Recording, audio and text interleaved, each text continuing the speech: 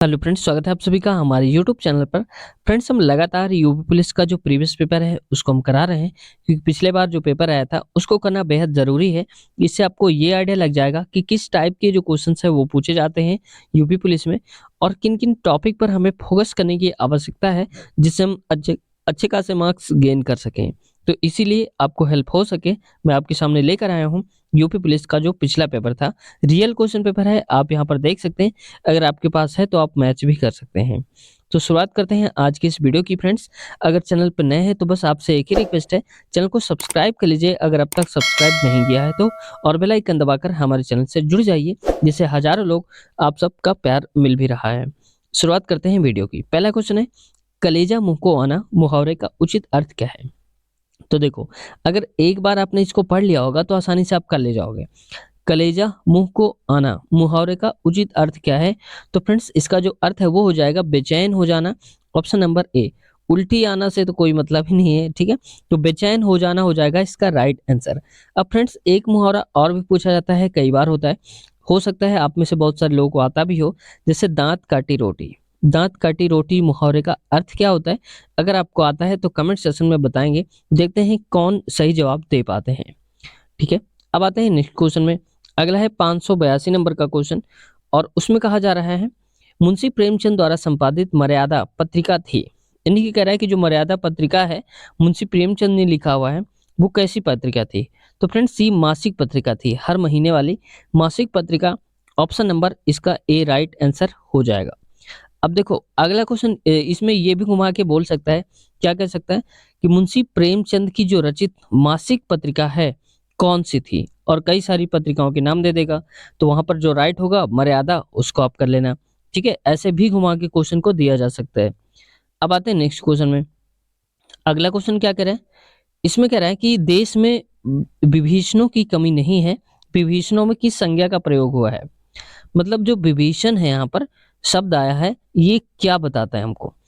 क्या है, कौन सा वाचक है? तो इसका राइट आंसर हो जाएगा जातिवाचक संज्ञा है। Option number A right answer हो जाएगा। ठीक है, तो विभीषणों की बात हो रही है तो जातिवाचक संज्ञा है। अगला क्वेश्चन की बात करते हैं 584 नंबर पे। इसमें कहा जा रहा है 584 नंबर पे, पंचमेल खिचड़ी किसकी भाषा को कहा जाता है?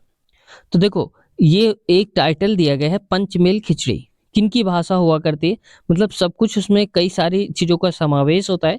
तो ये फ्रेंड्स होती है कबीरदास जी की। Option number C right answer हो जाएगा।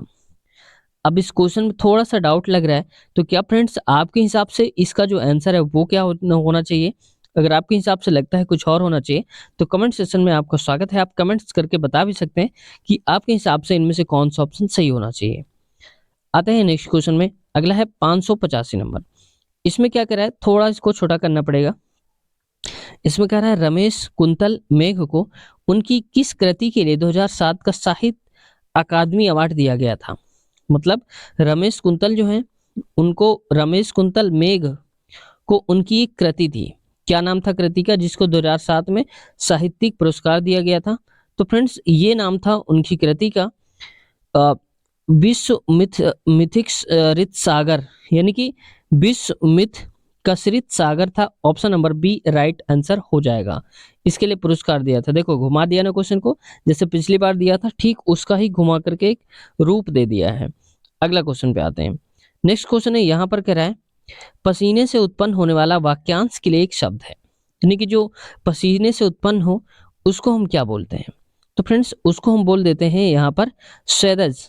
ऑप्शन नंबर सी राइट हो जाएगा। इसको तो आप कर सकते थे, पंकज तो मतलब कीचड़ से होता है, स्वेदज का मतलब जो स्वेद स्वेद मतलब होता है पसीना। ठीक है, अंडज मतलब तो अंडे से होता है। एक जरायुज होता है, वो आपको बताना है कि जरायुज किससे होता है। अगला क्वेश्चन पे आते हैं। नेक्स्ट क्वेश्चन पे आते हैं, और इसमें कहा जा रहा है, वह जीव जो खड़ी में लिपटा हुआ पैदा हो वाक्यांश के लिए क्या बोलते हैं?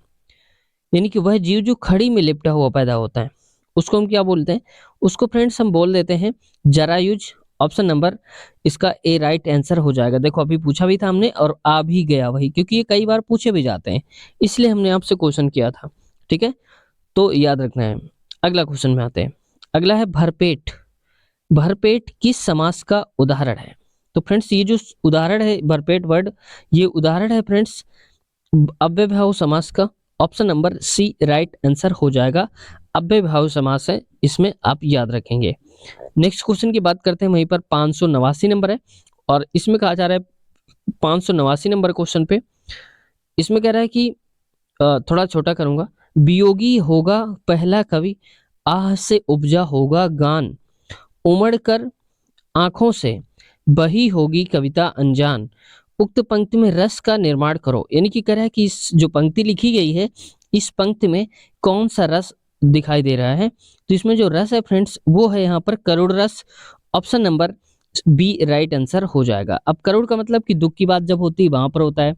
अब देखो करुण कैसे हो जाएगा, तो यहाँ पर देखो, यहाँ पर एक वर्ड आ रहा है आह से उपजा, तो जो आह होती है वो दुख के लिए ही होती है। आह से उपजा होगा गान उसका, और आंखों से बही होगी, तो आंखों से बही होगी, क्या बही होगी, कविता अनजान। तो आंखों से बही होगी मतलब कि आंसू निकले होंगे जैसे की बात हो रही है, तो दुख की ही बात हो रही है, दुख मतलब कि करुण हो जाएगा। अगला क्वेश्चन में आते हैं 590 नंबर, और इसमें कह रहा है 590 नंबर क्वेश्चन पे, पायो जी मैंने राम रतन धन पायो, पंक्ति में कौन सा अलंकार है। देखो ये फेमस लाइन है, आपने कई बार पढ़ा भी होगा, लेकिन अब की बार गलत नहीं होगा आपसे अगर ये आप समझ जाते हैं तो। पायो जी मैंने राम रतन धन पायो, राम रूपी जो रतन है उसको मैंने पा लिया है, तो इसमें कौन सा अलंकार की बात हो रही है। तो ये फ्रेंड्स अलंकार है यहाँ पर रूपक। ऑप्शन नंबर इसका बी राइट आंसर हो जाएगा, रूपक अलंकार है। अगला बात करते हैं 500 नेक्स्ट नंबर पे, अगला क्वेश्चन की बात करते हैं। प्राय नौवे रस के रूप में स्वीकार किया जाता है, यानी कि जो प्राय नौवे है उसके रूप में हम किसको मानते हैं, ये मानते हैं शांत रस को। ऑप्शन नंबर डी लास्ट वाला आंसर सही हो जाएगा। प्राय नौवे रस जो होता है उसको हम बोलते हैं शांत रस। ठीक है, शांत मतलब एकदम शांत, उसमें कोई भी चहल पहल ना हो या कोई भी ऐसा कुछ ना हो।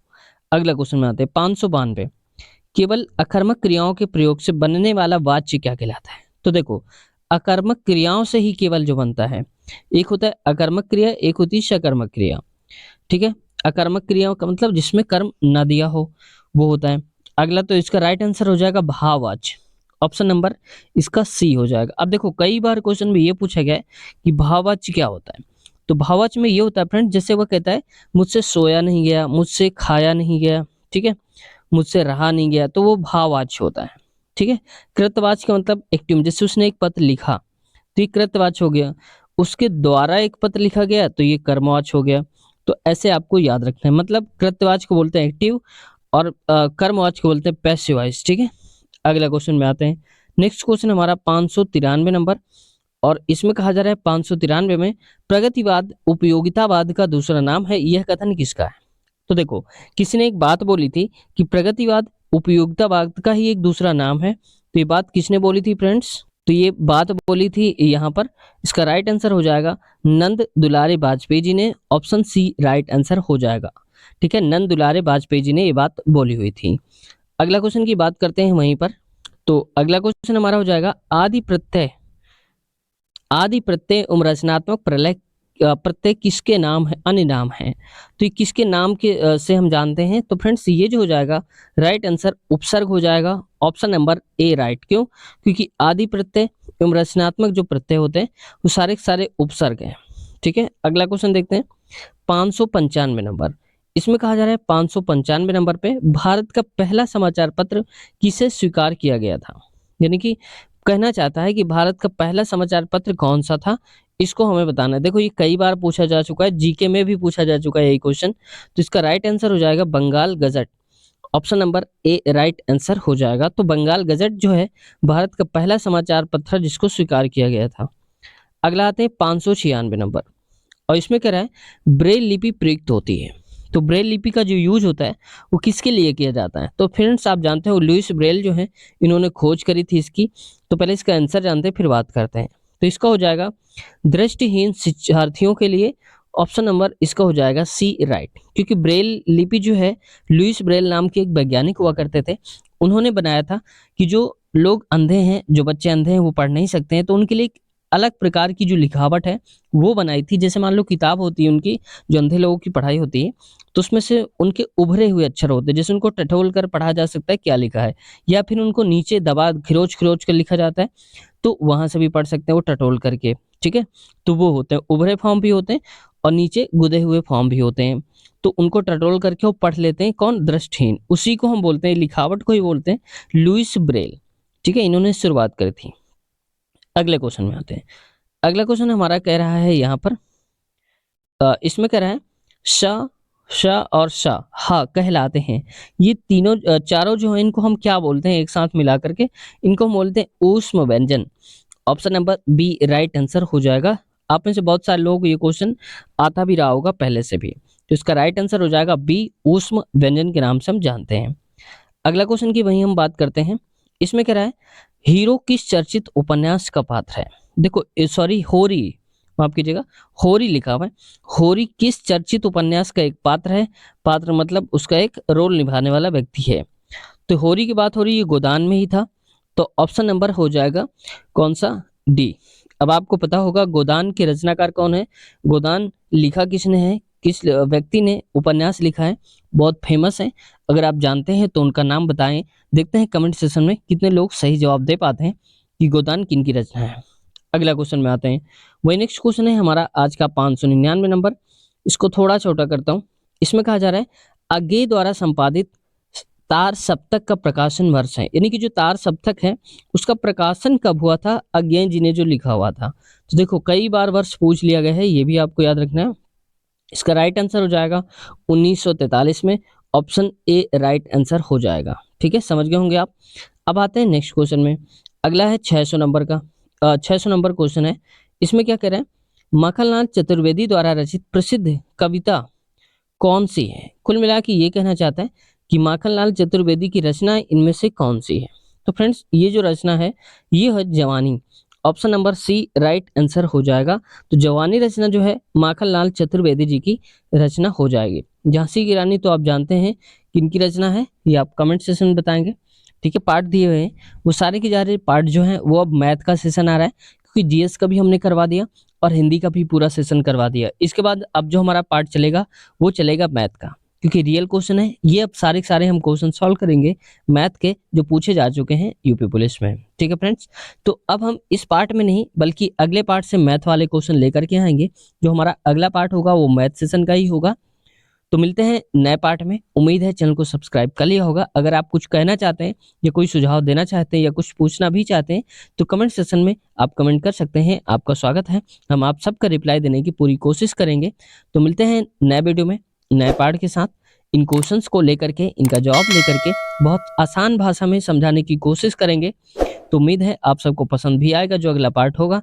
और ये पार्ट कैसा लगा आपको कमेंट सेशन में आप जरूर बताएंगे। मिलते हैं नए वीडियो में, अपना ख्याल रखिए। Take care, bye bye.